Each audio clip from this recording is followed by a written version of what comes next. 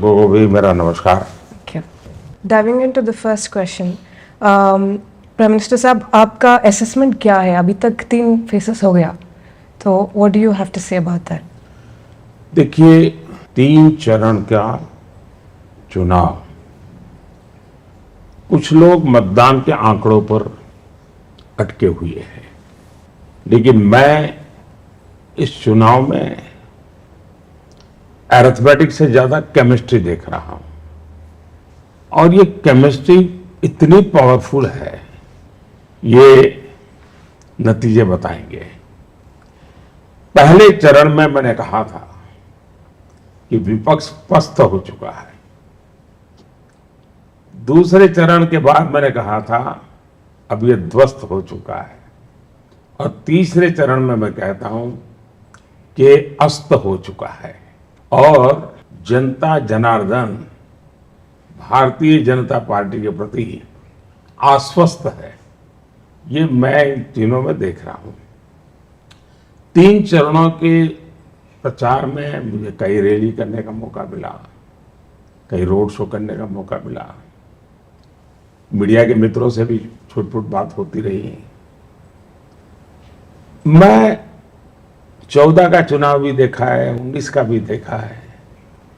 सामान्य नागरिक जिसको कहें, जो राजनीति के गतिविधियों से दूर रहता है, मैं उन लोगों को इस बार मेरे कार्यक्रमों में देख रहा हूं। ये एक बहुत बड़ी निशानी है कि इस प्रकार का समाज जीवन का तबका चुनाव में आपका समर्थन करने के लिए आ जाए। और मैं उसमें एक भक्ति भाव का वातावरण देखता हूं।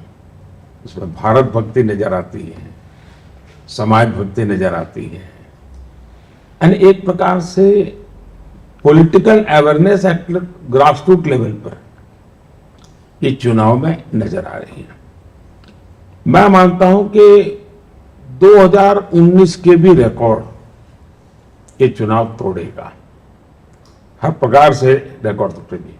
मतदान कम होने के बावजूद भी मेरा मत है कि विजय का जो एक प्रकार से मार्जिन का लेवल है वो भी काफी बढ़ेगा, ऐसा मुझे लगता है।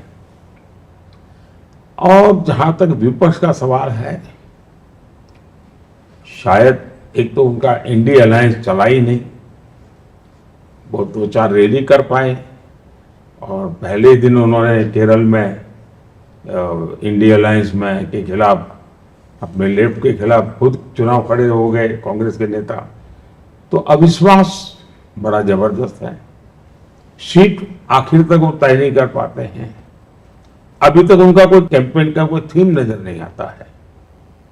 मोदी को गाली गलौज करना वो तो ठीक है, में होता रहता है। और मैं मानता हूं कि इस बार कांग्रेस पार्टी की स्थिति बहुत खराब होगी। ओवरऑल इंडिया अलायंस एक प्रकार से पूरी तरह बहुत ही हालत खराब हो जाएगी। और उन्होंने भी मान लिया है, इसलिए आपने देखा होगा को कभी वो इलेक्शन कमीशन पर बवाल खड़ा कर देते हैं, कभी ईवीएम पर बवाल खड़ा कर देते हैं, कभी मतदान के आंकड़ों को लेकर के रोना धोना शुरू कर देते हैं। अब मुझे लगता है कि उनकी शक्ति इलेक्शन कैंपेन में जनता के पास मुद्दे लेकर के जाने के बजाय उनकी पूरी रिसर्च टीम इस बात में लगी है कि हारने के बाद ठिकरा किसके सर पर फोड़े, ईवीएम पर फोड़े, ईसी पर फोड़े या अपने साथियों पर फोड़े। तो वो अभी उस व्यूह रचना में लगे हुए हैं। सर, अयोध्या राम मंदिर